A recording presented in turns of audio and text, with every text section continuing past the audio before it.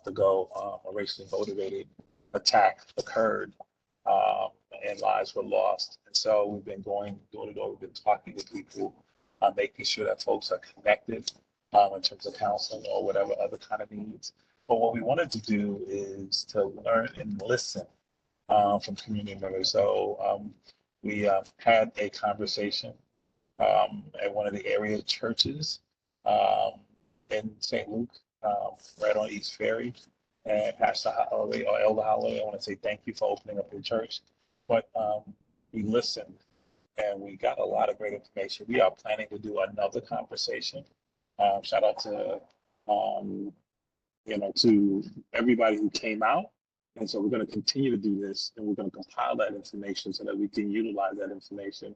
A lot of things are going to be going on, some things that we want to be able to change, or we want to be able to have the community have a voice in what occurs. And so we're going to continue to do that, and we'll make sure that we provide that information to you.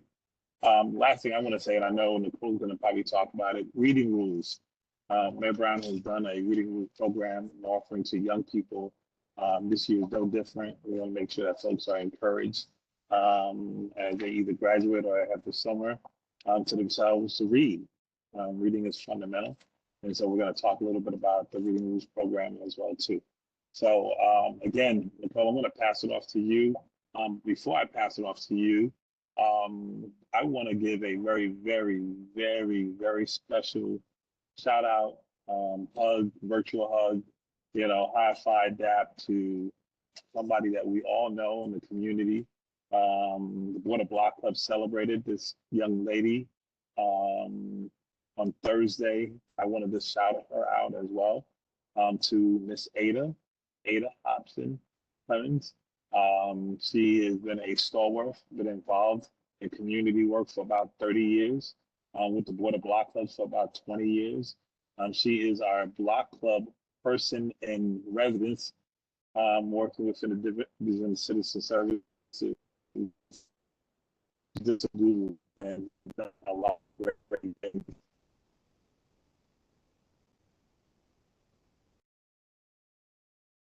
So again, just wanted to say thank you.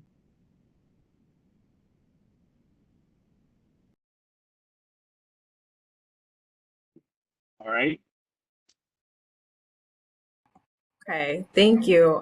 So I'm going to go right into announcements. There shouldn't be too many today, and then we will continue on with our conversation. So let me know when you guys can see my screen.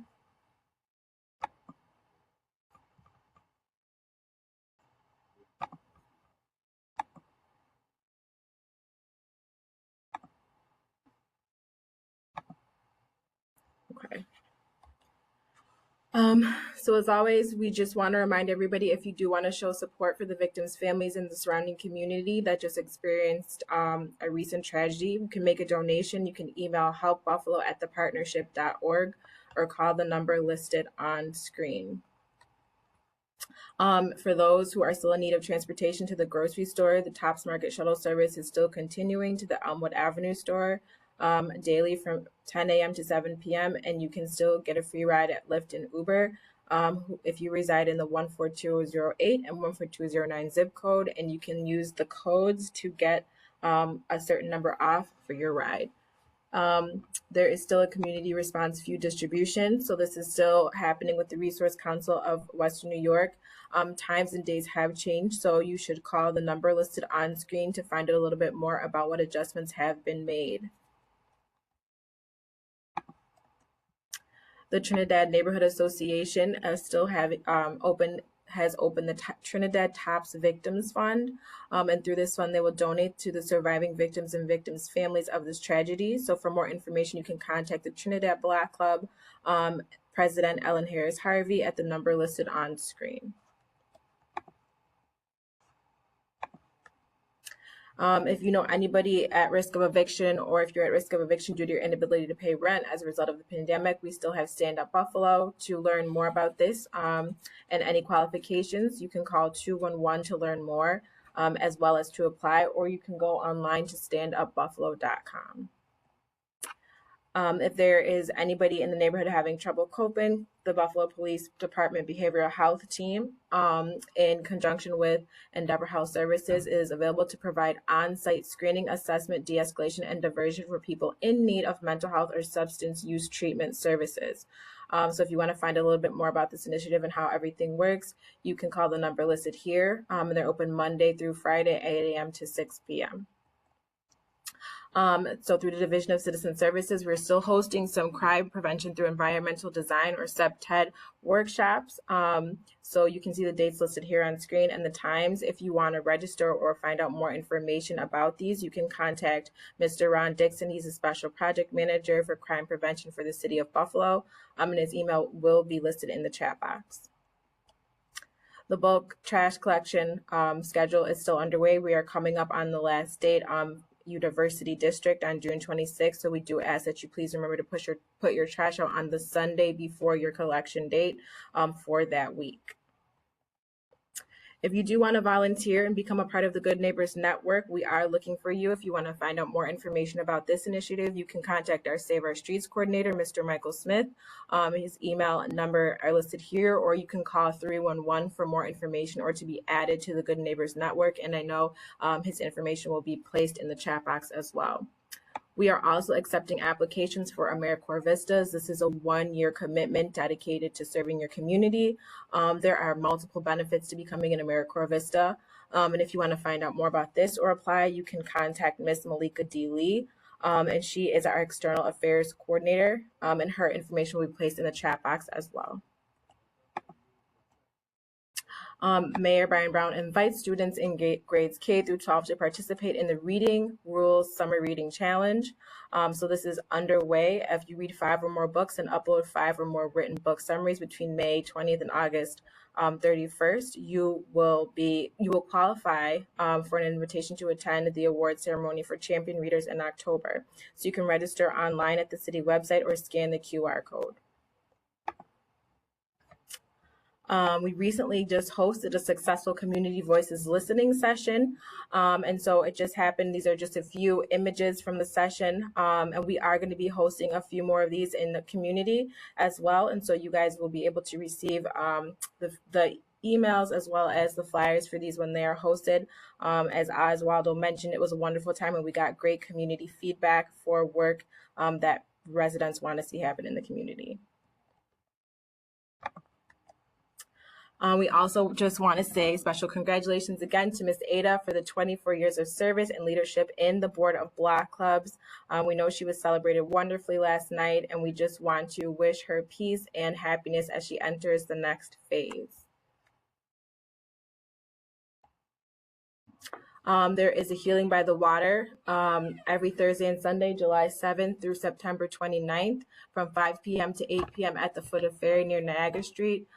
So you can join the Friends of Broderick Park this summer as they come together in the spirit of healing to make peace with the past and find joy in the present. And there will be music, food, vendors, and more. There is a Make Buffalo Laugh hosted tonight, sponsored by various council members at the Franklin Meriwether Library parking lot on Jefferson. And there is food, horse rides, games, and more. If you're looking to start a block club or would like to grow your block club, you can contact the City of Buffalo and Erie County Board of Block Clubs. They have an email, phone number, Facebook, and Instagram. They respond on all platforms as well. And so this information will be placed in the chat box as well should you need it. The Community Music School is offering individual lessons, group classes, performance ensembles, and music therapy this summer. There is financial aid available, and they have various classes as well as various camps for kids during the summer. And for registration or information, you can go to communitymusicbuffalo.org. There's a free summer camp for Buffalo students and parents. This starts July 11th, runs through August 19th, Monday through Friday, and it includes academic support, enrichment, physical activities, social emotional supports, and more. Meals are provided, and there is some student eligibility and different ways to register. The deadline to register is Friday, June 24th. So that would be today. And so there are various sites where your child can attend. And for more information, you can visit sayyesbuffalo.org. As well as if you're interested in being a teacher or support staff, you can also visit sayyesbuffalo.org and look for the recruitment tab. There is a call for vendors for taking it to the streets. This is happening August 20th and 21st. You can reach out to Nita Williams or Angelita Bellamy if you would like to be a vendor at this event. As always, we just want to remind everybody COVID is still here. It is still on the rise. So we just encourage everybody to use the COVID-19 buffalony.gov website, our city website for COVID. You can find out information about COVID-19 testing sites, vaccinations, as well as you can find out about where to get self-tests. And we do also encourage anybody who needs it, if there is any desire for emotional support or to reach out to a counselor, please use the Project Hope at Buffalo Urban League to receive services. They have an emotional support helpline, runs Monday through Saturday, 8 a.m. to 7 p.m., and it is free, anonymous, and confidential. And so, of course, if you don't follow us on social media, we just want to encourage everybody to do so. We do have a Facebook. You can type in at Buffalo Citizen Services, and you will find our Facebook. We have a Facebook geared towards our 311 call and response center as well, and that you can just type in at Buffalo 311. And we have an Instagram, Buffalo 311, as well as if you do not follow Mayor Byron Brown, his Facebook is at Mayor Byron Brown, and his Instagram is Mayor Byron Brown 716. And at this time, I'm going to introduce my colleague of the Save Our Streets coordinator, Mr. Michael Smith. Thank you, Nicole. So briefly about Clean Sweep, as we continue our series of Clean Sweeps that are focusing on supporting the Jefferson Avenue community, I want to give a special thank you to all our wonderful community organization partners, our city departments, Buffalo Fire and Buffalo Police. Without them, this initiative would not be a success. So I do want to give them my gratitude. Last week, we headed into we were still in the Ellicott District, of course. We took care of Laurel, Riley, Eaton, and Northampton Street. We took care of all 307 properties and made sure to disseminate resources to all 154 residential properties, engaging with roughly 45 residents in person. It is a special note to our beautification and restoration teams. They took care of all of those lots and removed an exceptional 16 tons of debris from the area. That's no small feat. They did a lot of work that day in the heat, and I want to definitely give them, their flowers for that. Next week, we are, of course, staying in that general area. We're going to be taking care of Gerhardt, Pershing, Timon, and Roher Street. That's 217 properties total, 121 of which are residential. We're going to continue with our dedication and just making sure that all those residents get the resources and referrals they need, with a special focus on mental health outreach, given the tragedy that has gone on in that area. It's been my pleasure, my honor, and an absolute blessing to coordinate this program. And I want to also extend my gratitude to the leadership and Director Oswaldo Mestre and Mayor Byron Brown. And with that, I'll pass it back to you, Nicole. And thank you, everybody, for your time.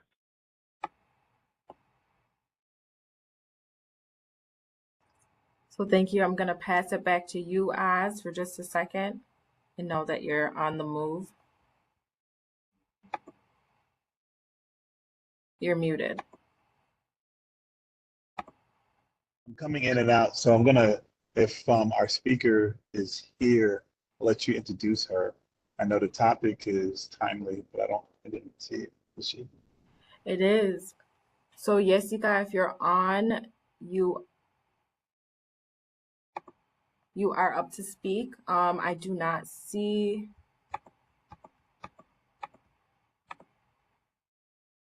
She might have dropped off.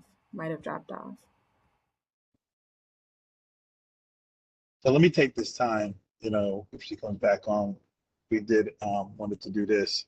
We said that we had community conversations, and it was important for us not only to hear from folks in that community, but also the greater community. We understand that the impact of closing of TOPS, or what has occurred at TOPS, not just as an impact in that immediate community, but community in its whole.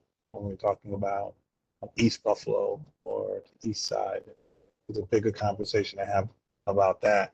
But wanted to take some time, and then if our speaker doesn't come on, we'll be able to excuse you. But wanted to kind of open this up to say, um, what are some of your thoughts? And Ron, if you can kind of recap a little bit of what community members were talking about.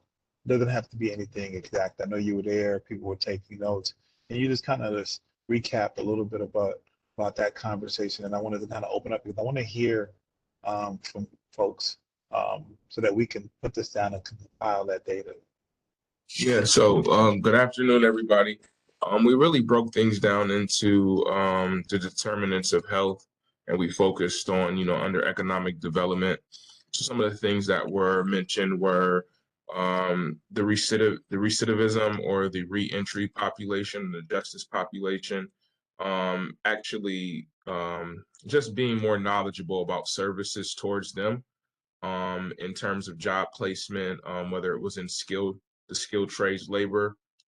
They were talking about a small business incubators that had startup funds for minority businesses. They talked about prioritizing communities with job placement in that specific area.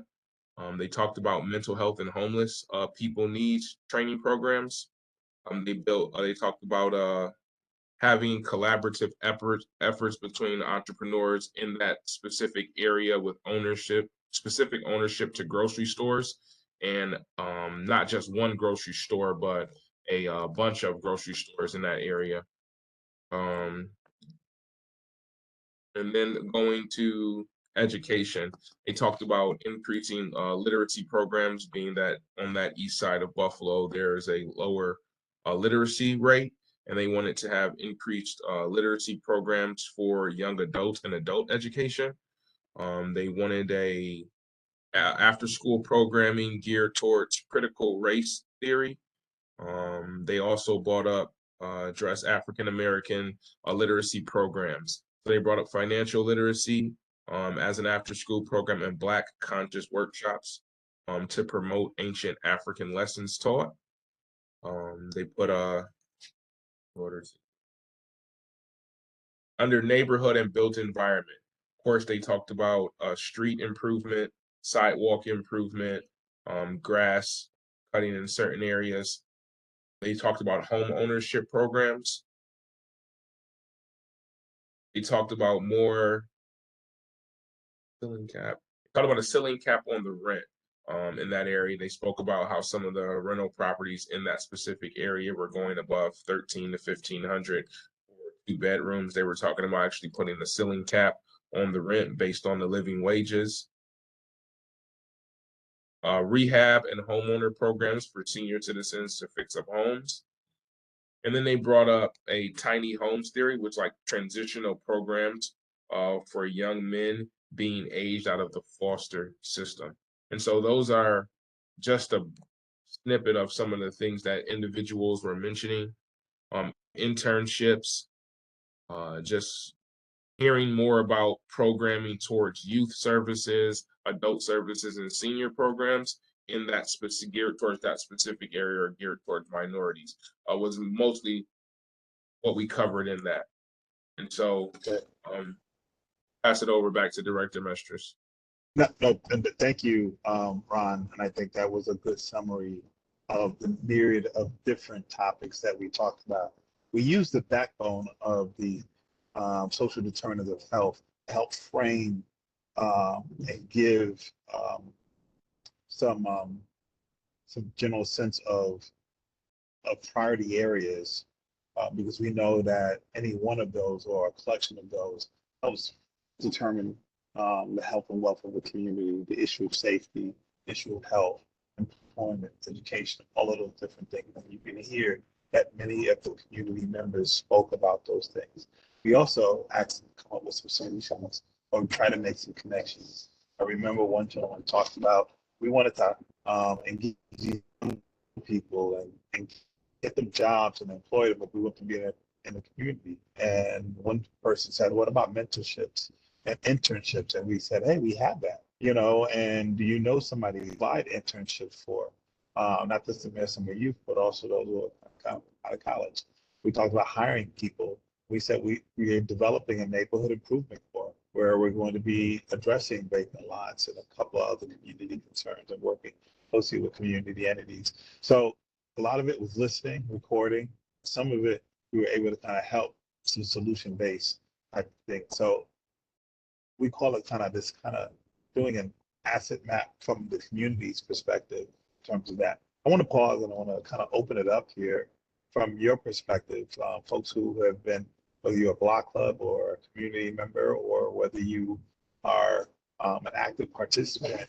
Are there things that we need to prioritize and we need to share among city departments, among county departments, among other partners that is not there? Is there something that you think we should emphasize more so than anything?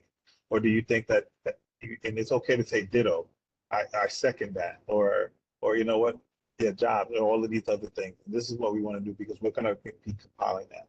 I'm going to pause.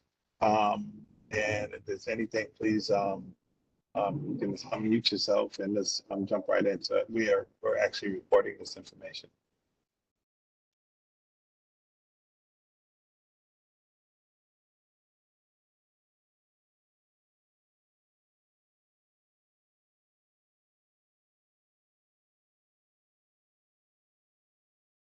Anybody had anything, any other thoughts, or do you think that we're moving in the right direction? Good afternoon. My name is Della Miller. I'm How you doing, Della? a community activist, basically around food, but also building community. As a senior citizen, active and progressive, I'm just concerned about some of the services that our senior citizen community receives. I know you mentioned something about cutting grass and snow removal and things of that nature. I'm hoping that some of the senior citizens, including myself, can get assistance with home ownership of repairs and roofs and things of that nature, plumbing and that nature. I'm also concerned about the access in and out of senior citizens' homes. Some of them cannot get out because of steps and that kind of thing. I think that that's important. And also to keep seniors in their homes, some seniors need bathrooms redone so they can walk in and out of the tub or the shower and that type of thing. Senior citizens have held down Buffalo for a long time. We are a large member of the voting in the community, and we also, as I am, I tell my family, I tell them every time, did you go vote? Where some people, they get so busy they forgot about that, but senior citizens know the benefits of voting for your mayor and things of that nature. So that's my concern. There are a lot of senior citizens out here, just like Miss Ada, that are active, want to get active. They don't know how to go about getting active. So that's another thing. Lastly, please, could you add my email address to your next conversation because I would like to attend. I did not know about the other one. And most of the time I make every Friday, it's like a religious, I get my little lunch and I'm here, but I missed Thank that you. particular one. Yes, I've from the Okay, start. Okay, thank you so much.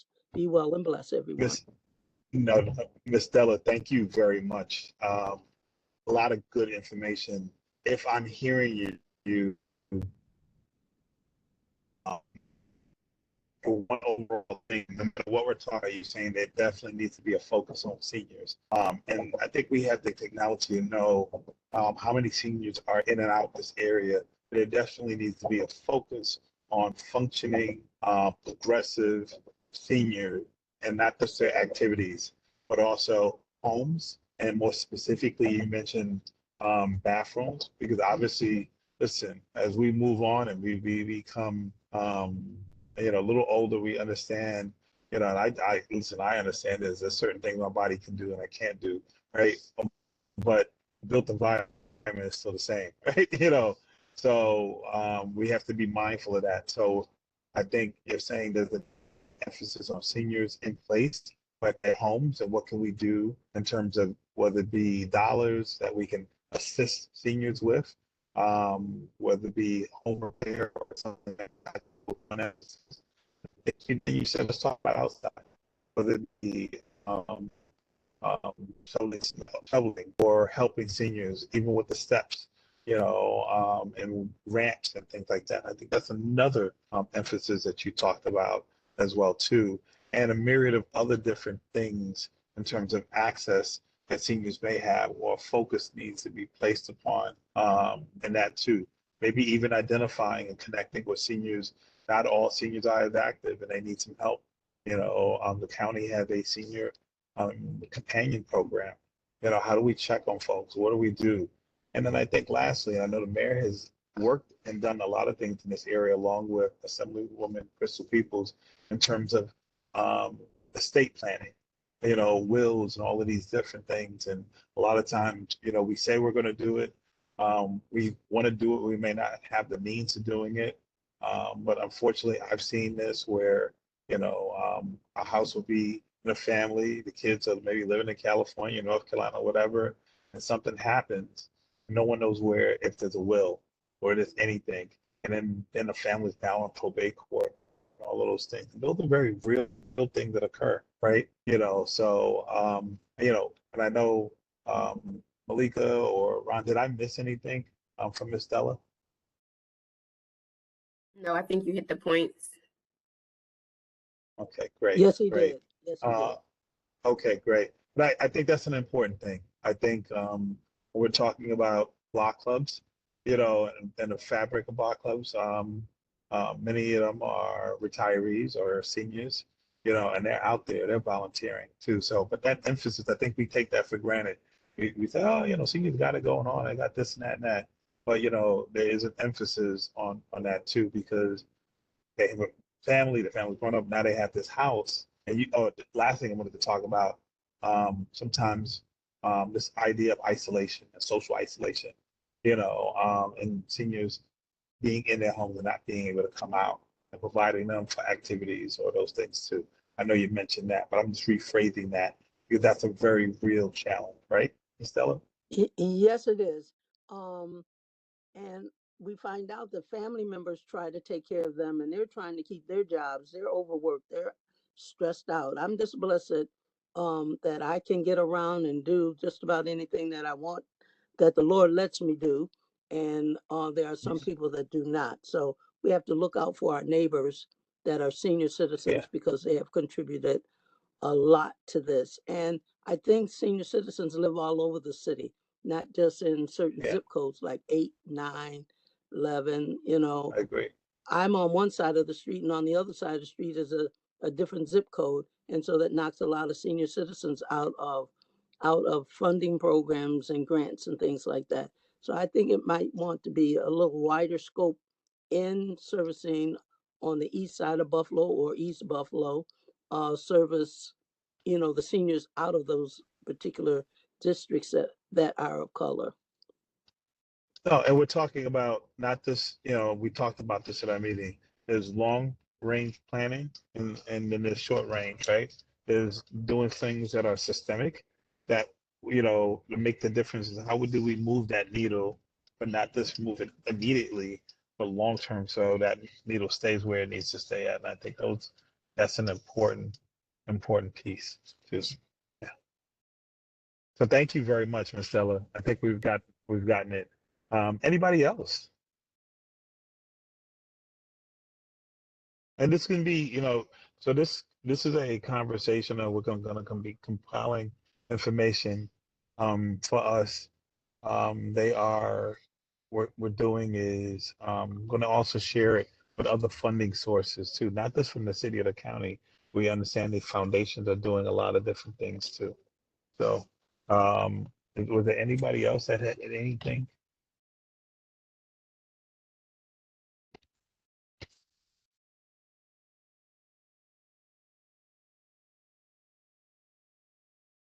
Rosella was so courageous. So I appreciate her for coming up. Anybody else?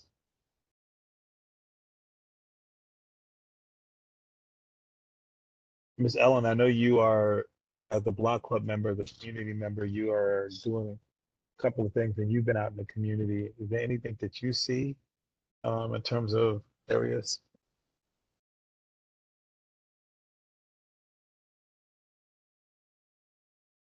Well, being out in the community, in the capacity that I am with my block club and also the Board of Block Clubs, I piggyback off what Ms. Della shared because actually in my Trinidad neighborhood, I try to make sure I service my seniors and make sure they have their needs met and resources that are available. And I think she hit the nail on the head with the issues as far as housing and availability of resources and also ambulatory needs, because as you age, your needs change, and especially if you want to stay in your home. So that's something I think that really needs to be addressed on a larger scale, because a lot of times if you don't have family members who are caring for you, it's left to the people in the neighborhood. So if you don't have a neighborhood association, what do you do? So senior services is really a paramount thing that we really need to focus on to make sure that we have programs in place to target and make sure we're taking care of people as they age. So I piggyback on what she said as far as the senior population goes, and also with the economic piece. I'm working at actually here, with the department and the people who held the community voices. And I think that was a really great platform that we had a lot of people that came in and they made great suggestions on what they see that's needed in our community, and as far as jobs and rehabilitation for people coming out of prison, education, and that's where I am. Thank you, Oz. No, thank you, Miss Ellen, and I think we're going to add that to our list in terms of that. Was there anything else? I just wanted to make sure that we gave audience to the people who are on here. I know we were supposed to have a speaker. Mental Yeah, health, please. mental health for senior citizens. I don't know if that's Mhm. something that, that people think about a lot, but a lot of times senior citizens are isolated. They're alone a lot. And I actually experienced that with one of my seniors I was caretaking for, because if I wouldn't have been there, I don't know, what direction that situation would have went in. But I'm thankful that I was aware and actively, making sure that I was checking in on her. So that's the one thing. We need to maybe do a neighborhood check-in on our seniors. Have somebody in our neighborhood that's designated as a point person on each street, and maybe assign them a senior if we need to do that. But that check-in was very needed because she was in a dire situation at one point. So, because don't forget, seniors are targeted by scams all the time, and that's one really prevalent thing that happened during COVID. So All right. just be mindful. Okay, thank you. You're Thank welcome. you. Anybody else? I see my staff, there are writing things down. I'm going to, I want to say thank you very much for this. This is helpful for us. We're going to mark this down. Ron and Malika, this is a session. So we can say that we had one. This is our second session. We're going to start another session. This is a virtual session. I think we got a lot of great information from here. What I am going to do, oh, Debbie, you had your hand up. Okay, I'm sorry. I just put it in the chat as how about better way of communicating to people. There's a lot of people that don't do social media, don't work on computers, especially some of our seniors. So we need to find a better way to get that word out. And some of them don't go to the community centers. So we have to find a better way to, get these wonderful programs or even to get them invited to these meetings besides social media and so on. So maybe we can work something out that way, whether it's, we do a great job with it on the clean sweeps, but that's just on Wednesday. What if something happens, the following Monday? How do we do that? So I think that you know, Great maybe point. trying to find a better way to communicate would help a lot as well.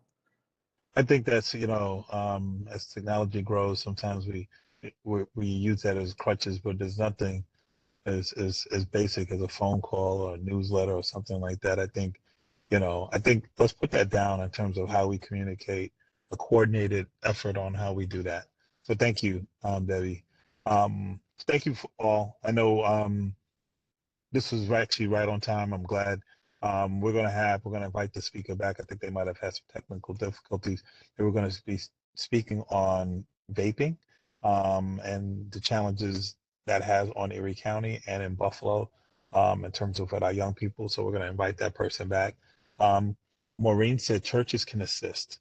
And so, and I think that's something that we utilize in communities. There are assets that are in communities. And if you don't walk the communities, you don't see the community, you don't know. And faith-based institutions are one of those anchor trusted sources for folks in the community. And then there are other organizations as well that allow folks to do that too. So definitely churches can assist. So thank you for that. And one of the things what we do when we do clean sweeps, we're doing asset mapping and taking a look at those and then making those connections with folks back in the community. Listen, hey Debbie, I know you have somebody in running, I'm gonna turn it back over to you. Anything happening? No, nothing. Just a thank you to everybody who came last night. As you stated before, Miss Ada is retiring, and she's retiring as the secretary as well. So we will be having a couple of interim secretaries for a couple of months, and we're just going to move forward and do the best we can. As she stated last night, she will be the matriarch, so she'll make sure that we're doing things right. But, we're going to keep moving forward and do all we can. She will be at the general meeting. She will still be out there, and she'll still be advocating for Block clubs as she always does. The meeting was great last night. We had a great attendance, great food, great opportunity for everybody to talk. Next month's meeting, the flyer will be out next week. We'll be at Days Park. July 20, I want to say the 23rd. I hope I got that right. No, I'm sorry, July 28th. It will be at Days Park, hosted by the Allentown Business Association. All of our information is in the chat. Dr. Cortasia Solomon Carter just put it all in there. She's our social media guru. And we're just looking forward to more exciting things that are going to be happening over the summer. And congratulations to all the great work you all do at Division of Citizen Services. We enjoy working with you on a daily basis. And to all the Block clubs, keep up the great work. So many things are happening within the Block clubs. It's just phenomenal. And stay tuned for community days with BPD. I will be sending out save the dates for a couple of them. And as soon as I get more information on the rest, I'll have that out as well. So lots of exciting things happening in the month of July and August. So Michael, I will be texting you when I'm in the parking lot. I got to get my flyers in. Other than that, everybody have a wonderful, wonderful, sunny, beautiful weekend. Stay safe, stay healthy. And until we meet again. Well, thank you, Debbie. Thank you very much for your support. Thank you to everyone here. Listen, next month, a couple of months, guess what? It's National Night Out. Listen, I've been talking to my staff. If you think we've done National Night Out big in these past couple of years, we're getting ready to take 2022,